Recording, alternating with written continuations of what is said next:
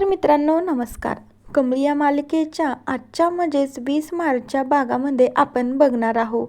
इकडं मात्र आता कमळी घरी आल्यामुळे राजनने कमळीसाठी आणि अनिकासाठी 2 डायमंडचे हार घेऊन आलेला असतो. राजन म्हणू लागतो, खरं तर कमळीनं गुढीपाडव्यानिमित्त मला वाटलं की माझ्या दोन्ही मुलीला माझ्याकडून काहीतरी गिफ्ट द्यावं. सगळेजण गुढीपाडव्यासाठीच तयार असतात. तर एक हार मात्र राजन अनिकाला देतो आणि दुसरा कमळीला देतो.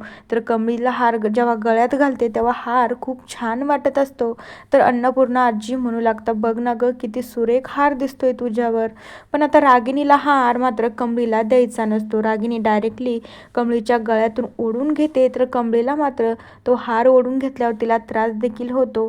तर रागिणी स्वतः तो हार घालून बघते, म्हणू लागते, बाई ग मला किती छान हार दिसतोय हा. तर कमळी म्हणू लागते, रागिणी मॅडम काहीच प्रॉब्लेम नाही, तुम्हाला जर हा हार आवडला असेल ना तर तुम्हालाच ठेवा. मग त्यानंतर रागिणीचं असं वागणं राजनला तर अजिबातच आवडत नसतं. तर आता या अनिकाचा काहीतरी नवीन प्लॅन असतो. त्यानंतर अन्नपूर्णा आजीला देखील खूप वाईट वाटतं की राजनने त्याच्या मुलीसाठी काहीतरी आणलं आणि ह्या रागिणीला तेही बघवलं नाही तर स्वतः घेऊन गेली. त्यानंतर रागिणी आणि कामिनी मात्र त्यांच्या रूममध्येच रात्री बसलेल्या असतात. तर आता कामिनी रागिणीला म्हणू लागते की खरं तर रागिणी, मला तर कळतच नाही आपल्या अनिकाचं काय चालू आहे आणि काय नाही. तर रागिणी म्हणू लागते, अगं आई तू असं का करते? आपली अनिका कधी आपल्यासोबत वाईट वागेल का? तिचा काहीतरी याच्या मागे हेतू असेल. तू तिच्यावर विश्वास तर ठेवून बघ ना. तेवढ्याच वेळात लाईट जाते. तर कामिनी म्हणू लागते, बघ तू मला म्हणली ना आपल्या अनिकावर विश्वास ठेव, बघ आता लगेचच लाईट गेली. आता नक्की काही ना काहीतरी घडणार आहे. आता हा लाईट जाण्यामागचा सगळा काही प्लॅन त्या अनिकाचाच असतो. तर दुसरीकडे कमळी आणि निंगी त्यांच्या रूममधली पण लाईट जाते. तर कमळीला खूप भीती वाटत असते. तर तेवढ्या वेळात कमळी मात्र टॉर्च घेऊन उभी राहते. तर निंगी म्हणू लागते, अगं कमळी इतकं कशाला टेन्शन घेते, कशाला काळजी करते, लाईट तर गेली फक्त. तर तेवढ्या वेळात कमळी म्हणू लागते, अगं निंगे तुला माहीत नाही, माझ्या मनातनं खूप काहीतरी मोठं घडणार आहे असं वाटतंय.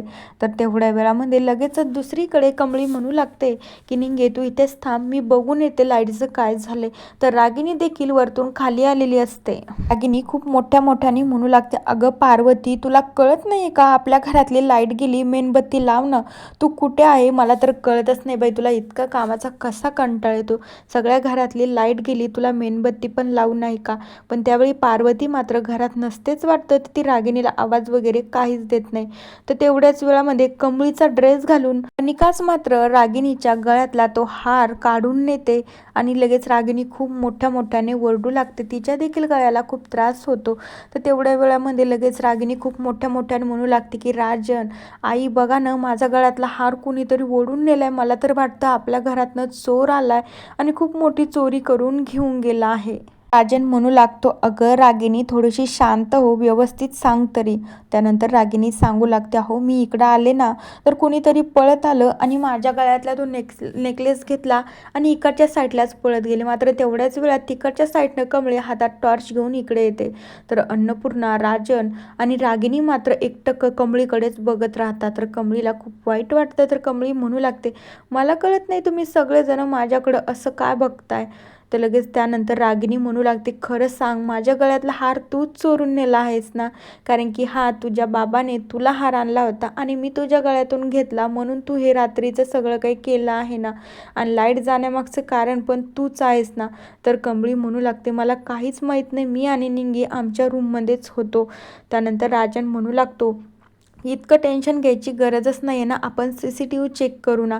तर CCTV चेक केल्याच्या नंतर कमळीचा ड्रेस आणि कमळीसारख्याच वेण्या घालून अनिकानेच ही चोरी केलेली असती. त्यानंतर मग अनिका कमळीची साईड पण घेते, म्हणू लागते की उगाच कमळीवर भलते आरोप करू नका, माझी खात्री आहे की कमळी असं करू शकत नाही.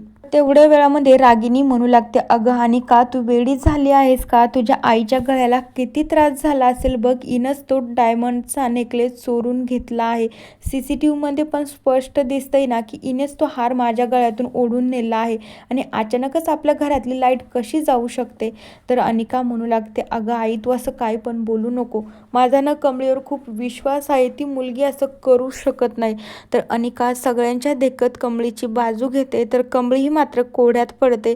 मला कळत नाही अनिका अचानक कशी बदलू शकते आणि मी तर चोरी केलीच नाहीये, मी तर माझ्या रूममध्येच होते. तर कमळी मात्र याचा शोध घेतल्याशिवाय शांत बसणार नाही. तर मित्रांनो, बघूया येणाऱ्या भागात काय होतं. तोपर्यंत या मालिकेच्या पुढील भागांच्या अपडेट्ससाठी आपल्या चॅनलला सबस्क्राईब करा. So bye.